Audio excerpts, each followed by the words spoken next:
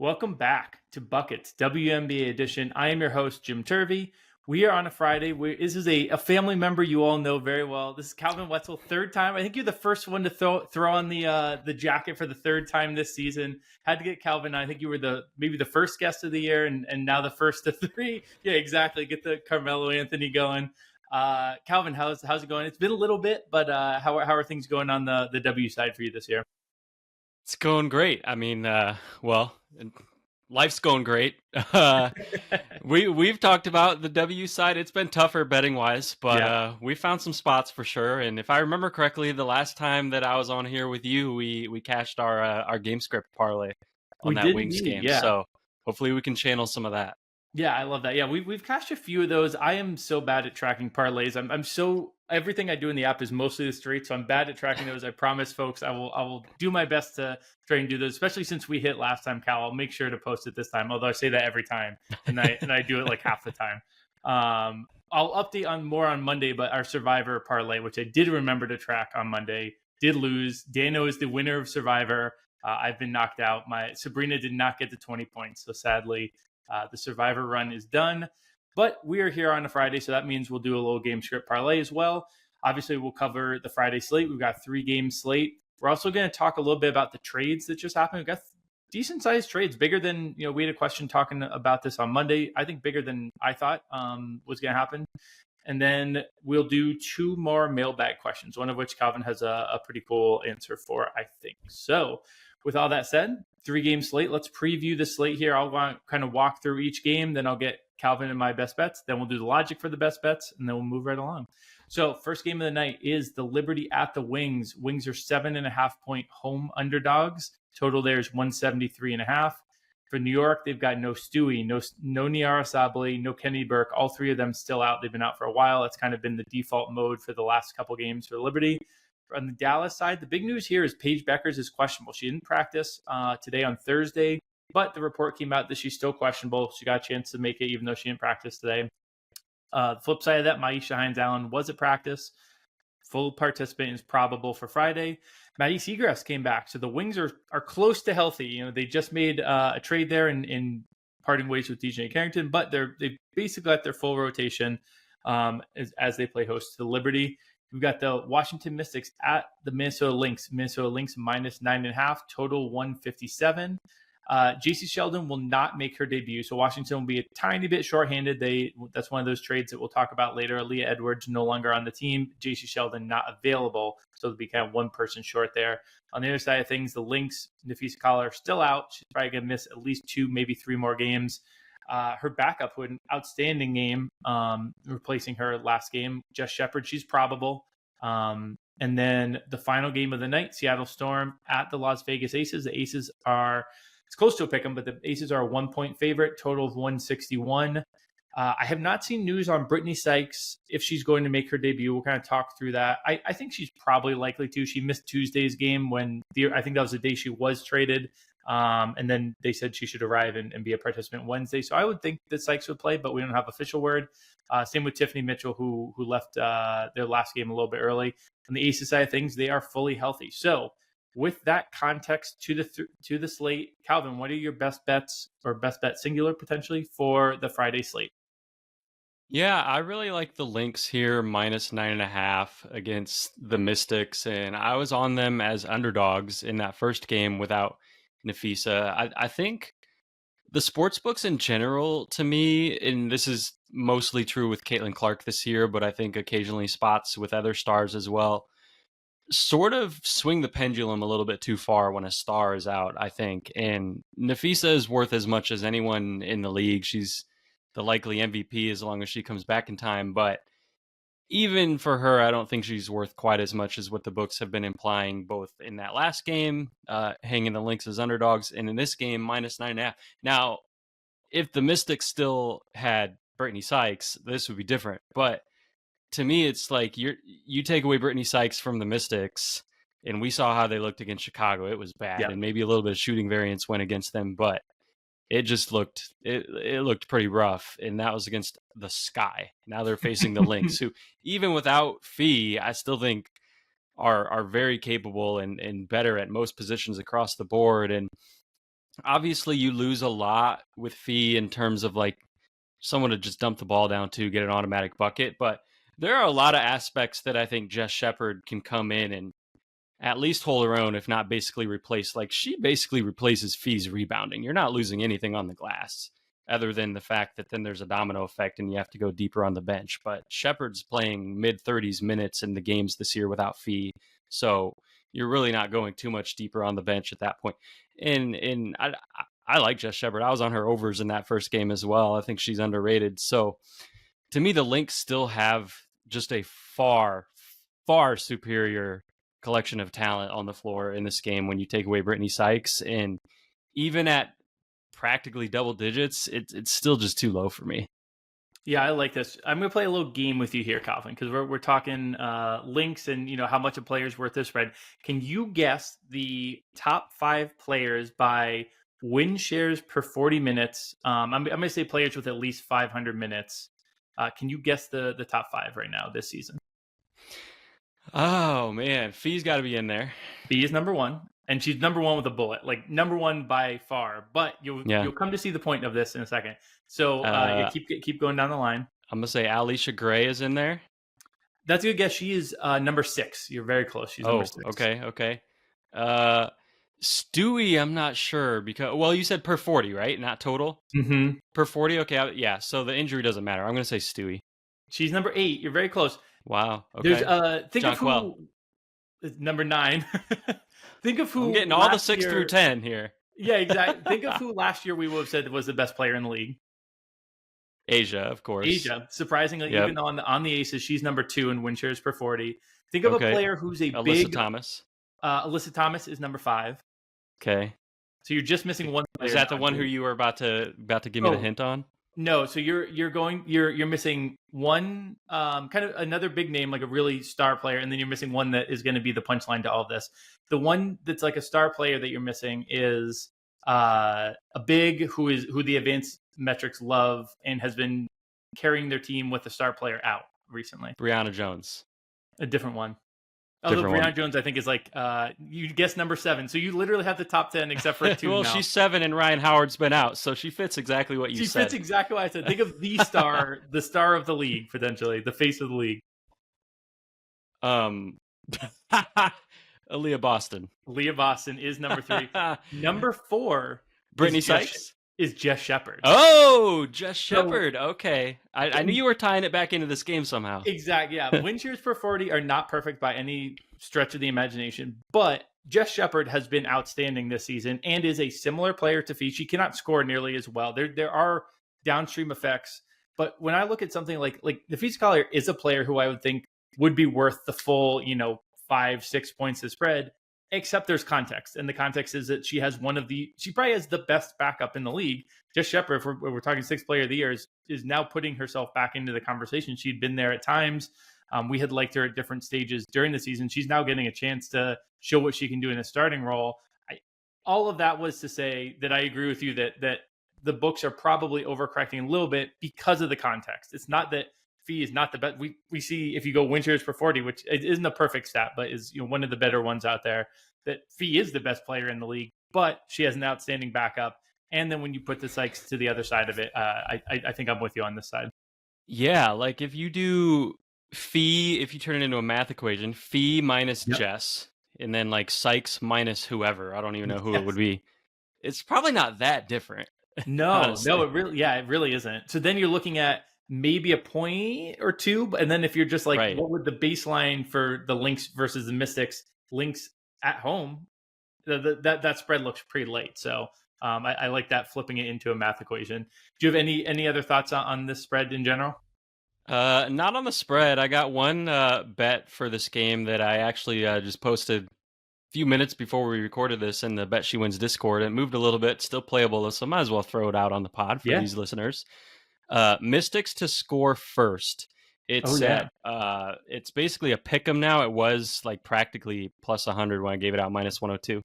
I still like it. I think they should be favored a little bit. It should be like minus 120 / plus 100 if you're going to factor in the juice or something like that. Yeah. So the fact that we're getting a pick 'em, Shakira versus Atlanta jump ball. Shakira is way better. It's not even close. And, again, no Sykes, no fee kind of cancels out. Lynx have the advantage offensively and defensively, but that can only make up for so much when a team starts with the ball. At the end of the day, like whoever starts with the ball is going to be favored to score first, and Mystics are almost certainly going to start with the ball. I love that. Yeah, I wonder. I don't think you can put those into same game parlays, but that would be kind of a fun, like little, bet the Mystics to score first and the Lynx to still cover, because like in the grand scheme of things, it doesn't matter at all. But it'd be funny if they put any correlation to it. I don't think those can slide into SGPs. It does not look like it. No, unfortunately. So we'll have to stick with the spread on our game script. All right, parlay. perfect. So that's also good that you covered that game, because I believe I have bets for the other two games, but I don't have anything for that. So let me go. I've got 2 player props in New York and Dallas. So let me start with those two. Looking at a couple of unders here. Haley Jones under 9.5 points. Sabrina Ionescu under 5.5 assists. Let me tackle the Haley one first. It's a little bit of a hater pick. I'm going to be honest. She's gone over in 6 of her last 8 games. It's kind of fading a trend of what she has been doing. But here's the thing. She is not. So right now, she over that stretch when she hit this number in 6 of her last 8 games, she's shooting 49, 46, 75. I love Haley Jones. That is not Haley Jones shooting. Her career, 39, 26, 73. Even if she's in a better system and she's been more set up for success, you could talk me into like 42, 30, 73, something like that. Not 49% from field, and certainly not 46% from 3. So this increased scoring has really come from some good shooting and not really an increased workload. Her field goal attempts are honestly like in the high 9s, not really all that high. We've also got Maddie Segrest back, and she looked really good in the first game. I think her minutes will only go up, if anything. The Liberty defense, we have seen that they've slipped a little bit from that elite top tier. They're still a really solid overall unit. Think of like a potential matchup of like a Leonie Fibic potentially, or Natasha Cloud if they want to slot her on there, if Haley's doing some of the ball handling. So I think there's a couple paths to this under for Haley. So I'm going to take the under 9.5 points. Sabrina, this one has to do with Emma Miesemann. Emma has been in tow, and Emma, even though she is a great passing big. It's one of her best skills. She hasn't put up massive assist totals, but we now have a team that has Natasha Cloud, Emma Miesemann, and Sabrina Ionescu all out there at the same time, all with decent ability to move the ball. There's just only so many people that can get assists. We've seen it in both games so far. Sabrina had 4 and then 3 in the 2 games with Emma. A little nervous going against Alice No D here with the matchup, but Sabrina hadn't cleared this in the last 5 games. Regardless, she kind of had been ticking towards being more of a scoring threat with Stewie out than being more of a creator. So there's also, in addition to being another creator on the court, they're losing Stewie, who is more of a scorer and would give Sabrina more chances to rack up assists there. So this one's a little juiced, but I like the under 5.5 assists for Sabrina. Any thoughts on those 2 props before we go to the final game of the night? I do want to ride those with you, but do we know Paige Becker's status? Yeah, that's probably a good point. We probably should for wait Haley till we get the official Paige thing for Haley. That is a very good point.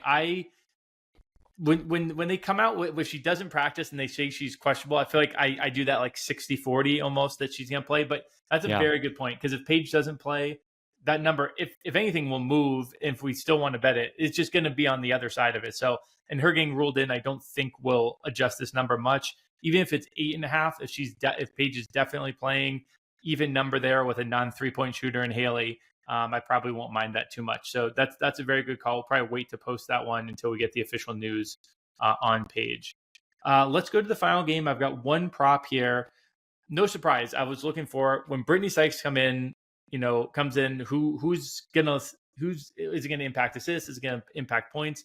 I landed on Gabby Williams under 11.5 points. So this was a prop I actually was already kind of eyeing. I've been betting Gabby Williams unders recently. Since July 13th, she's averaging 9.7 points per game. And it's not just her shooting has fallen off for sure, but that can be streaky. That can come and go. She's shooting less overall. Now she's got Brittany Sykes, who, even though Sykes, I think most people think the overlap in skill set is more with Skylar, which there is to a degree. I actually think her and Gabby have pretty overlapping skills too. They both love to drive to the basket, both, like kind of ball centric. When they have it, they're kind of looking to drive to the rim. That's kind of their first look. So maybe she has some more room on the perimeter, but her shot has not been what's working for her right now. So I think that's what's driving some of the lower field goal attempts is, as she's missing more, she's not taking as more. I think she's going to slide into the role more of like that defensive weapon for Seattle, who will get a bucket when needed. And I do think in the clutch they'll have many options, and hopefully finally be able to get an offense that can score a bucket in crunch time. It's been kind of painful watching them at times. I do lean towards Seattle in this game as well, but I wanted my best bet to be the player prop with Gabby Williams. Any thoughts on this game or that prop before we move along? Yeah, well, most of my thoughts are just going to pertain to the trade in general, which I know we're going to talk about. So Yeah. let's just save it for that. Okay, perfect. That sounds good. Now let's create a little game script here. We spread these out pretty evenly, if I'm going to be honest. We have 2 from the Liberty and Dallas, but even one of those we're waiting on for now. So we really have 1 per game. Do you want to center it around Minnesota since that's the spread and we can kind of make that the core of it, and then we can kind of look for a couple pieces as we go here?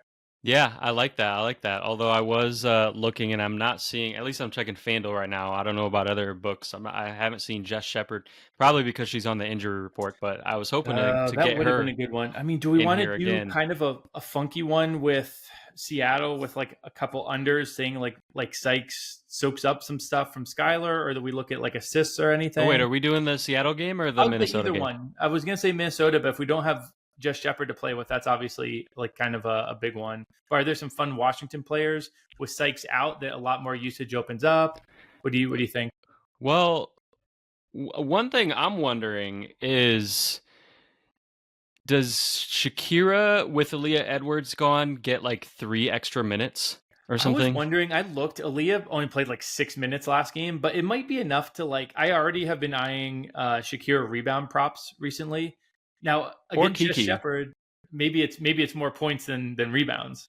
Yeah. Or Kiki is another one. I mean, yeah, neither of them are going to go increase their minutes by like 10 or anything, but with the small margins that we're playing with this season, if you go from like 27 to 29 minutes, that actually does kind of make a difference in terms of Oh, like 100%. you can move a prop from -110 to -130. So I would think about maybe their overs.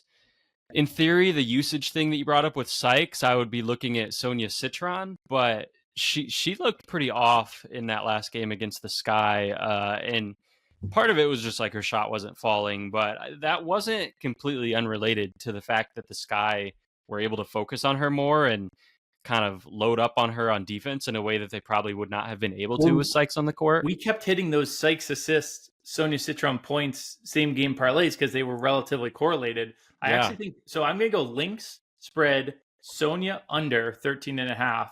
And then do we want to do real quick? I'm looking at Shakira. I know off the top of my head, the Mystics allow a lot of threes. I don't have the stats in front of me, but we could look at like a Courtney Williams or Alana Smith or Kayla McBride threes line, which correlates. Yeah, let's do a Courtney Williams because Kayla McBride, she kind of got overcorrected the first game. We hit an under, that one hit on Monday. She doesn't do as much without fee. So let's do a Courtney to make a 3, and then let's do Shakira Austin over her points and rebounds. I love it. This is plus 598. We've got the Lynx minus 10. Perfect. Sonia under 13.5, Courtney Williams to make a 3, Shakira Austin over 21.5 points. Let's lock that in. That's our game script parlay. Excellent. All right. With football season here, folks, we have some huge improvements and updates on the Action Network app, the award-winning Action Network app. Very excited to talk about it, kind of give you some details in the weeks ahead. But to get the most out of the app, you'll need to be an Action Pro subscriber. It's only with Action Pro you get the real-time pick alerts from folks like myself, Sean Kerner, Nick Giffen, all the folks that are going to be getting you W's throughout the NFL season, Brandon Anderson, of course. Plus, you can access pro projections powered by Sean Kerner and the predictive analytics team. Lots of other benefits as well. Right now, Buckets WNBA listeners can save $20 off the annual price of Action Pro. Just go to actionnetwork.com/pro and use the Buckets code. That is Buckets20. That's actionnetwork.com/pro. Use the code Buckets20 for $20 off the annual price of Action Pro. All right, let's start breaking down these trades. We talked about a few of the folks in these trades. We mentioned Dejanay in the Minnesota Cap in particular, but she did look excellent in the first game. We had Brittany Sykes and then Lee Edwards. We talked about all these names. Let's start with the big one. Let's start with Brittany Sykes. So we have Brittany Sykes to Seattle for Alicia Clark, Zaya Cook, who was then subsequently waived, and Seattle's first round pick. When that first round pick came out, everyone was wondering if it was one of their juicy assets or if it was just their own pick. It's just their own pick. So I'll let you lead on thoughts on this trade overall. What did you think of it for both teams from a betting perspective? Kind of all that stuff. I think this was about as classic of a win-win as you really get. I was a little bit surprised that I think we all were that Seattle went and got a player like Brittany Sykes. We had all kind of been expecting them to try to pick up a shooter, potentially someone like Marina Mabry or someone like that. But at the end of the day, like, talent is talent. And you went and you got a really, really talented player to add to your backcourt. And then if you're the Mystics, Brittany Sykes probably was not part of your future plans anyway. You're not going to win the championship this year. You're building around your young core, Kiki and Sonia. So add a pick to that core and see what happens. I think both sides came out ahead on this one in terms of what their goals are and what they're going for. But I again was very interested that they added a player who, like you said earlier, kind of overlaps a lot in some of the skills with some of who they already have. And like when you look at the Storm, a few weeks ago, they actually led the league in 3-point percentage. I don't know if you remember that. Really? That game, do you remember the game when they lost to the Sun somehow? One of the Sun's 4 or 5 wins? At that point in the season, they led the league in 3-point percentage. That wasn't that long ago. That was like halfway through the season. But I was thinking that whole time, what's the thing that you say sometimes, like fake shooters or whatever? Yeah, fake good shooters. Yeah, fake good shooters. That's your I had your voice in my mind when I saw that stat. Like, this is fake good. Seattle's not the best 3-point shooting. Sure enough, last 15 games, dead last in the league. Yep. It's like right back down to earth. So we know who they are. They're players who, if you leave them wide open, they are competent. They're capable of shooting. But that's not the first thing that any of these backcourt players are really hunting for. And they're all extremely good at getting downhill and getting into the paint and getting to the rim, creating for others, drawing help, kicking out. But you got to kick out to someone. So these someone's going to have to step up and be a shooter for them. That's the only thing that I'm kind of interested in seeing how it plays out with adding Brittany Sykes to this core. But again, like you obviously get better. It's just a matter of how much better. Even regardless of any shooting, like, this is an upgrade. This just is it enough of an upgrade to kind of put them over the top, and that has yet to be determined. Do you think we could see some lineups? I'm thinking here as you're talking, I'm trying to think through, like, one level down to this. Because, like, obviously if Sykes comes in, it's going to impact the players that are similar to her in Skylar Diggins, Erica Wheeler, Gabby Williams, all kind of similar. But what if we see lineups with those three, Sykes and Nneka, and it's Ezzy, who really is struggling this season? She's even kind of in recent games, I guess not the most recent game, but there have been a few times recently I remember watching, and she's been losing clutch minutes to Dominique Malanga. Do you think there's a chance that they run Nneka at the 5, Gabby as like a small ball 4, and then those 3 kind of attacking guards? Like, is that a potential lineup? Should we be looking at Ezzy unders, or just wait and see and see if that happens first? Well, I would give that a shot, certainly. We'll see if Noelle does. As soon as you started talking, I knew exactly where you were going with that, because that you have to mess around with that, especially if you're the Storm. I know we have their make playoffs bet, so knock on wood, that's safe. And you're also not going to sneak up into like the 1 or 2 seed or anything at this point. So there's going to, maybe not literally today as we record, but there is going to be a point where they don't have a ton to play for. It's like, do you get the 5 seed or the 6 seed? Like, who really cares? Let's try to figure some things out and make sure that we have tried stuff and know where we're at, going into the play, that we're not like trying something for the first time ever in like a crunch time playoff game. And so if it were me, I would try that right now. Like, I would try that lineup for 3 minutes here, 4 minutes there, see what happens. If it gets blasted, you don't have to go back to it. But especially like picking your spots against certain opponents and against certain other matchups, I absolutely think it could work. And that lineup, for whatever it gives up in size, that lineup's going to run you out of the gym. Like, no one's going to be able to keep up. And it might give up rebound. Like the defense is still going to be electric. Like that, those five are five incredibly strong defenders. You know, maybe Erica Wheeler's the weak spot, but Erica Wheeler's not a terrible defender. So I think that's I'll be curious. Noelle Quinn, haven't loved what I've seen from her lately. Honestly, I vacillate back and forth. Sometimes I'm like, okay, yeah, Noel's a good coach, and other times I'm like, man, this is rough. So I really want to see something here from her, because this is the type of roster now to play around with. This is the seeding to play around. This is the time that you really got to get creative and figure out what the answers are. There's enough talent on this roster to not be 3 games over 500. So we'll see how they handle it down the stretch there. One thing about Sykes, I do think it's worth noting. I want to ask you if you think this is anything. So first 12 games of the season, Brittany Sykes was incredible. She averaged 20.6 points per game. The last 13, it's down to 10.6. That is a massive fall off. That's half of the points she was averaging to start the season. Last 4 games, down to 8 points per game. So there's a clear trend line down. Do you think this is just Washington moved their point of emphasis of their offense to their younger players? Do you think it's tired legs? Do you think she's like nursing an injury? What do you think the deal is here? I don't think it's an injury or anything like that. I hope not. I think, I mean, part of it is she was probably due for a little regression to Yeah. begin with. Maybe not like 50% of her points level regression, but like she probably wasn't going to sustain that level. And when you look at Washington, like, yeah, maybe shifting some of it towards the younger players, but more so, I guess she's a younger player too, but more so than the rookies, I think, to Shakira. I think Shakira was coming off the bench and Yep. still kind of had like a nagging injury, wasn't really herself for the first month or so of the season, maybe month and a half. And she has come on so strong and been like a huge focal point of their offense.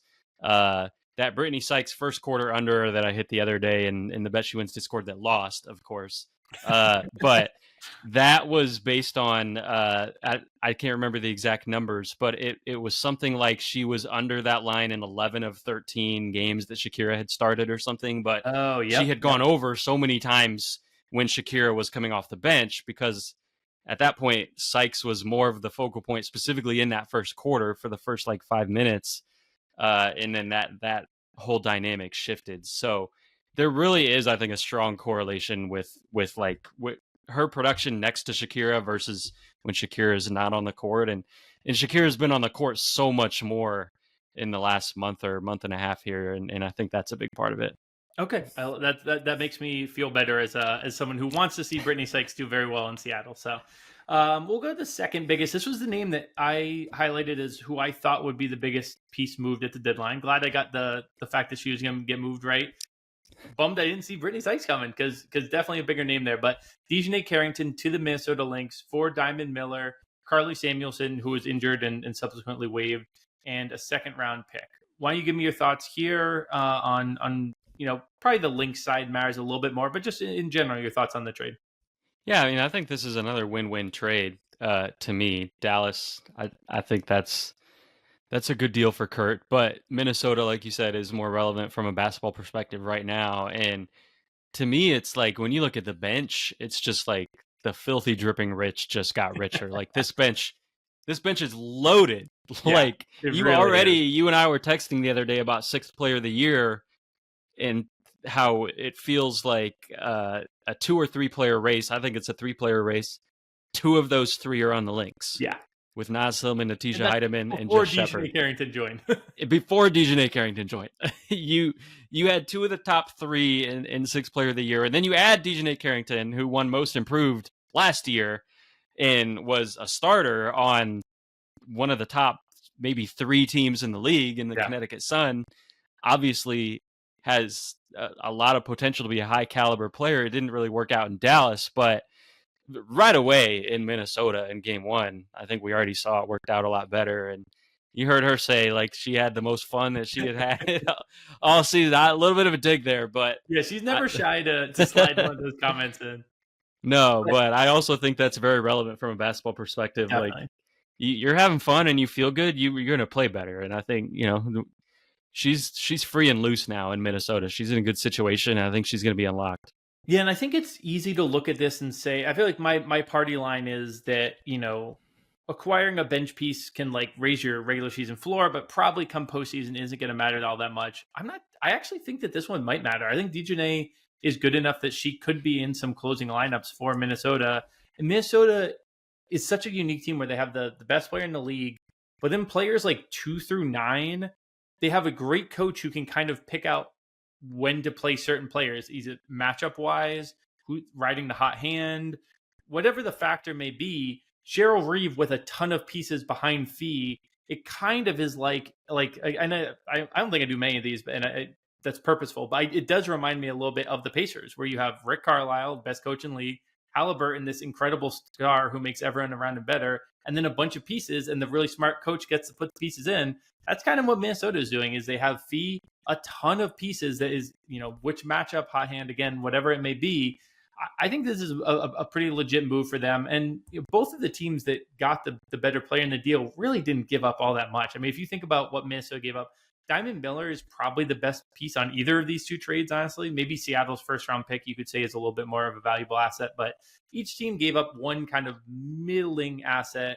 Diamond Miller just hasn't clicked for Minnesota. Maybe she will do well in Dallas. I kind of think she'll struggle to crack the rotation in Dallas. Even Dallas has decent depth right now, but maybe they want to see what they have with a new young player. But I like both of the moves for these players. I'll move us to the third trade because to me this was the most confusing trade by far. As I settled in, it made a little bit more sense. I still don't think it makes a ton of sense, but I want to hear if you're thinking about this similar. So the final trade that we saw was Aaliyah Edwards to Connecticut for J.C. Sheldon and the rights to pick swap between Minnesota and New York. So not a whole lot there. Maybe a position or two between those two picks, but basically Aaliyah Edwards for J.C. Sheldon straight up. Which on the surface I think is a little surprising. Right? Do you agree? I was a little surprised. I thought they could get a little more for Aaliyah Edwards, although they didn't do themselves any favors by not really playing her. But Yeah, I think like we've seen some flashes from Aaliyah Edwards in some spurts last year and this year of and being unrivaled. really good and unrivaled one-on-one. Yeah, Specifically, she waxed Stewie in the one-on-one, 12-0. So obviously she can ball in the right contexts. And when you look at like some of the other trades that have not just these ones, but even like, Nalissa Smith, first rounder, like just sort of what different assets and players and picks are being valued at, like I would have thought they could get a little more. So I was a little bit surprised from Washington's perspective, especially because Washington has been so good in the last yeah. year and a half in terms of the different moves and decisions that they've made. But it's possible that JC Sheldon does work out really well. She's been obviously very efficient this year.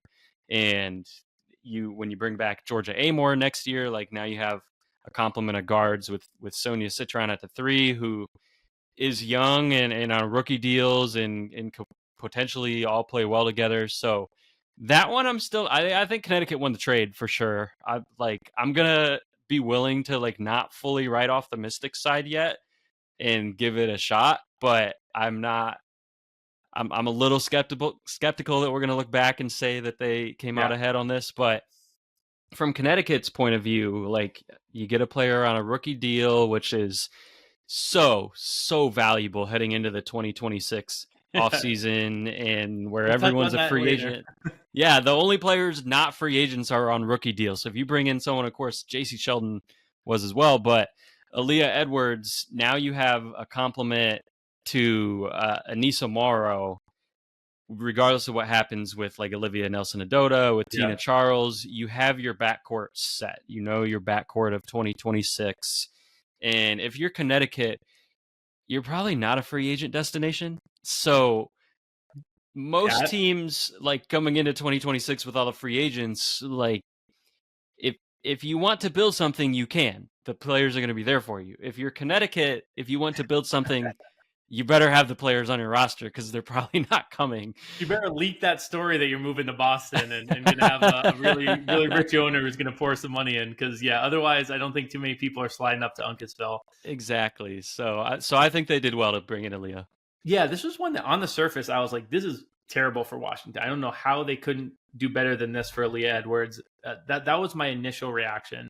I will say the more I dug in, JC Sheldon's flirting with 50, 40, 90 this season. And that's not nothing. If you look at the impact stats, they aren't there as much, but it is flipping from a position of depth for Washington that we talked about. They have all of those young, talented forwards to one in JC Sheldon. That's, Brittany Sykes is out the door. Not that JC Sheldon's going to be Brittany Sykes, but it is a player of that. It's a smaller player, a guard who can shoot, who can be a pest on the ball. Like, you can see the vision there of like, okay, trade from this position. It's a weird trade though, because like, I guess from Connecticut's point of view, it is, no, we are locked into our young front court, Leah Edwards and Nisa Morrow. I get it. I just am more surprised that another contender didn't come knocking. But I guess Aaliyah Edwards is raw, and that's the point of this. The part of the reason I like this so much for Connecticut is they're getting the much higher ceiling player, in my opinion. I think Aaliyah Edwards' ceiling is really high. JC Sheldon, I don't think has much of a ceiling. I think she has a decent floor. I think she can be a useful rotation player. But I guess if you're shooting for the moon, it actually does make sense for Aaliyah to end up on a team like Connecticut. So the more I looked at this, the more it kind of made sense. I actually think this is kind of an interesting trade to look at props wise. Obviously, the Sykes one is the most interesting in terms of props, and we already talked about that in the game itself. But I'm really curious to see what Connecticut does with the front court rotation with Aaliyah Edwards. We didn't even talk about how she's a UConn player going back to that area. I think she'll be really popular. I think the fan base will want to see a new player who's local and they want to get in there. I'm curious. And I believe she overlapped at UConn for a year with, or maybe two, with Olivia Nelson-Adota. I'd have to double check that, but yeah. So I think that there's going to be it would make sense for Tina to get fewer minutes, but it's been hard figuring out rotations there in Connecticut. Our boy Mire, how do we say his name? I don't know who you're talking about. The head coach. I butchered it so bad. The head coach of the Sun. Oh, Rashid? Yeah. How do you say his last name? Mezion or something? Mezion. Okay. I think it's like one of the Mezion. I don't know. I just butchered it too now, but but you had the French accent, so that's a plus. He's been a little hard to read rotations wide, so I would guess it's Tina Charles. Her minutes drop, but she's been playing a lot lately after we saw those minutes get cut into. So who knows what's going on there? I think we'll probably just wait and see. All right, let's move on to the mailbag. We're still going through this. We've got like 20 questions even beyond today's. So we'll be doing a lot of these every episode. Again, to reiterate, really love the questions you guys sent in. We've got one that's going to be, the second half of this is going to be combining a bunch of questions together. But there was one question that you picked out. I sent you the list of questions. You picked this one out and I said, oh, Calvin, I was going to save this until I had the answer. And you're like, oh, I have the answer. So I'm going to basically turn the reins over to you. Andy here asks, are the scores and totals really deviating from odds makers' expectations more this year than in years past? As per Jeff Vogel, they are, but I wanted to know if you're seeing similar trends, any explanation of the trend, if true. This is an awesome question because it has felt that way. And so then hearing that, via Andy, someone else had looked it up, and then hearing from you that you had looked it up. So what did you find in your research as well? Amazing question. Like you said, shout out Andy. So I've been looking at mean squared error, MSE, in the simple explanation of that for people who don't care about all the math nerd stuff behind it. Dumb that down for me a little bit? Yeah. Let me dumb it down. What that basically means, for MSE for dummies is that like the average amount different than what the expectation was. Okay. So like if you cover one spread by 10 and then cover the next spread by 12, you averaged 11 different than the spread over those two games. Okay. And so do that, but just over every game. And the MSE for both spreads and totals in terms of like what the actual result was compared to what the closing line was. So how much the final score differs from the closing line for the spread and the total is much higher this year than it was last year. And so that's the factual part. The rest is just theories, subjective opinion. I have no idea. But can I pause you there real quick? Because I think this is extra strange because we have all talked about it. Has been the party line all year. This is way sharper WNBA market. So the fact that the market is clearly sharper, or at least getting way more money in it than in years past, way more eyeballs, way more attention. And then on top of that, it's been more chaotic. It's almost like you're comparing apples to oranges, but somehow It's like even more intense. Like it's like it should have been like even more narrow this season as we got like sharper lines, sharper closing lines. But if anything, they've been even further off. It's just kind of this scatter plot of chaos. Yeah, it's really crazy because you would have thought that, right? But the thing is that like it's tougher for everyone, Yeah. tougher for the books, it's tougher for us, tougher for literally any person or machine or computer that's trying to predict what's happening in the WNBA. And what's happened this year is just that maybe the books have been more off, but we've been like even more off, Yeah. basically. I think there's two main factors that come to mind for me. I'm curious if you will say the exact two that I'm thinking. Okay, yeah, you want me to go first? Yeah, yeah. Yeah, so I also have two. My I think they two are the same. they probably are the same. Number one, new coaches. Yep. Ding ding ding. Yep.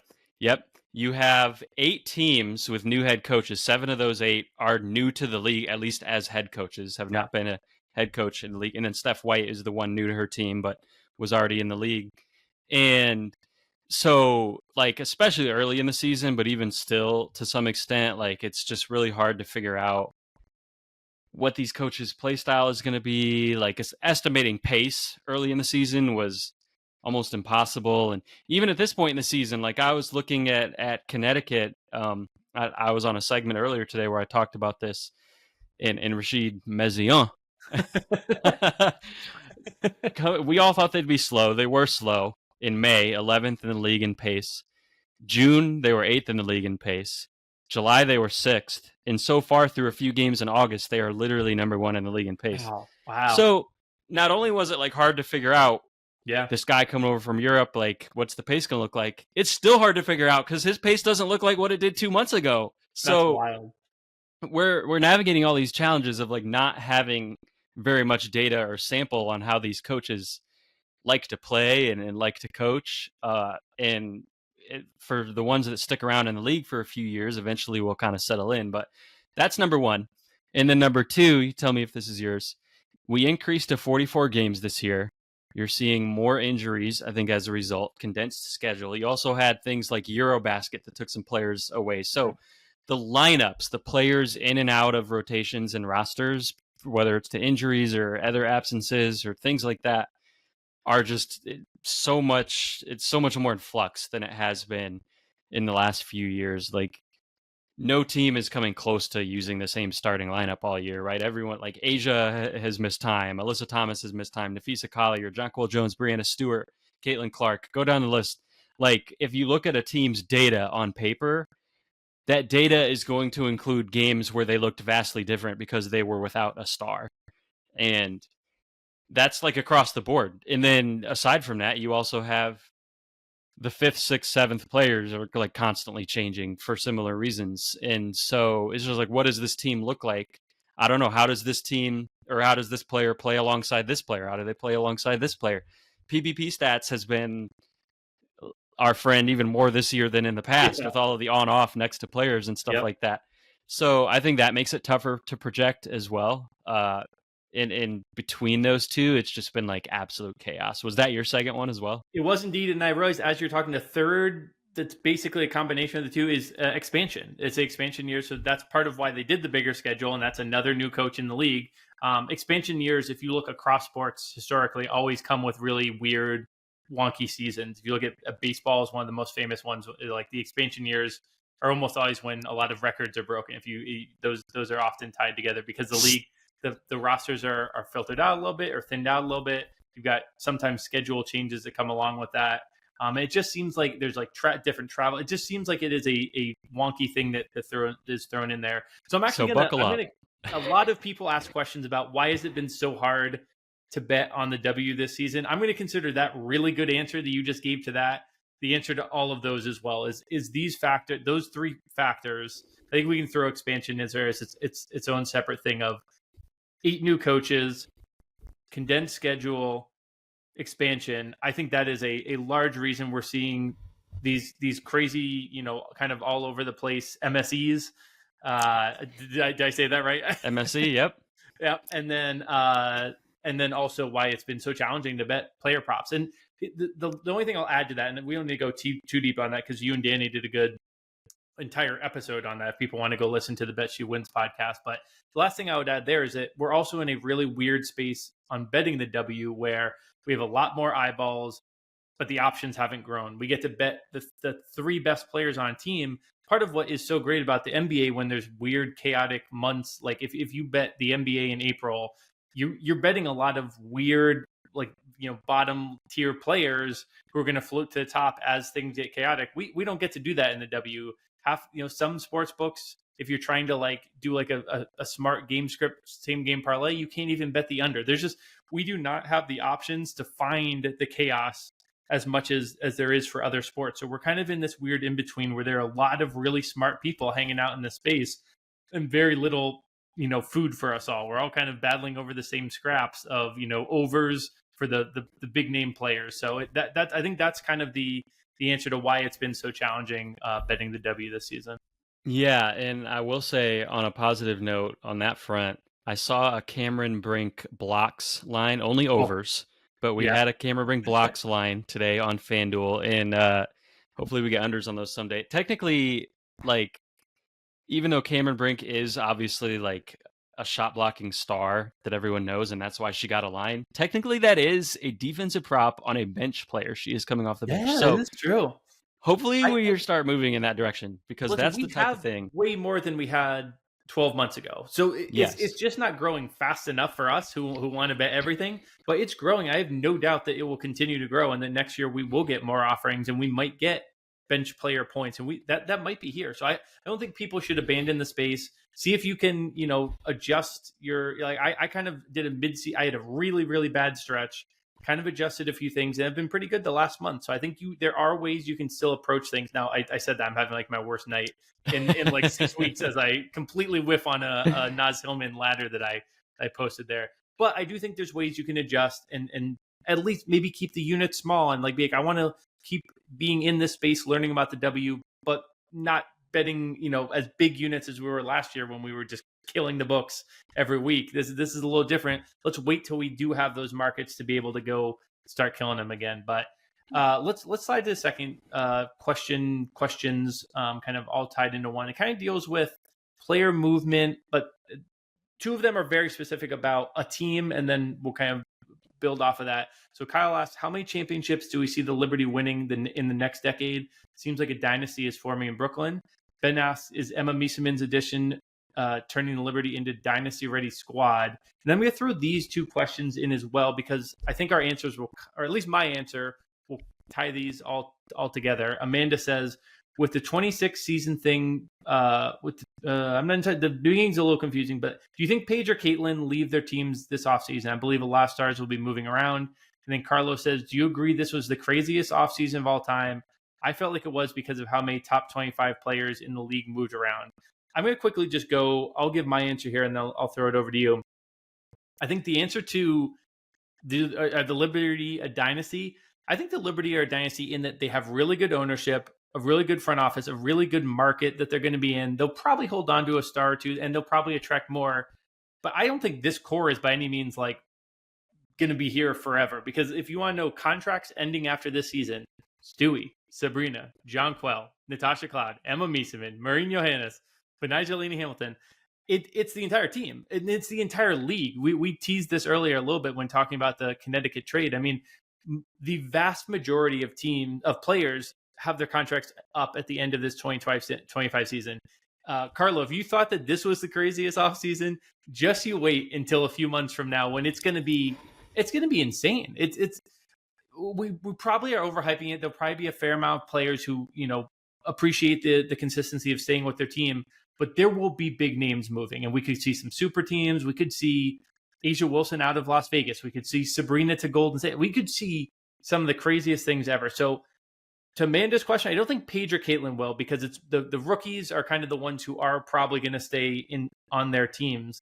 But the established stars in the league, like Emma Mieseman, this could very well be get a ring and either like retire or go to another team. Like, none of this is going to stabilize. If I had to pick a number for the Liberty, I would say because of their front office and because they're in a good position now, I'd probably set the line at 1.5 for the next 10 years, but that's not that high. And I probably would take the under, honestly. Like, I'd probably make it about even money. Like, I don't think we can look at the league and say anything is stable before this crazy offseason. So I just rambled a lot with 4 questions and an answer in there. Calvin, what are your thoughts on all of that?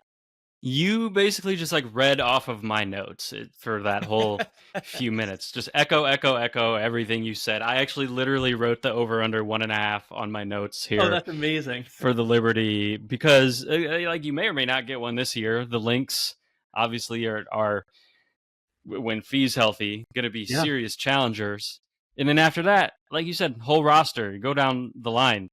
Everyone is a free agent. Who knows? And good situation. So yeah, maybe you get one in the next 9 years, but it's probably not going to be with this exact core. Yeah. The whole league's going to look so different, and we're talking about like the expansion that makes things tougher. Like the MSCs are going to be through the roof, like with all the free agents, and you have 2 expansion teams next year. You thought one expansion team was crazy. We get 2 of them next year, in addition to all the free agent chaos. And then the rest of the decade, we get another one and another one and another one.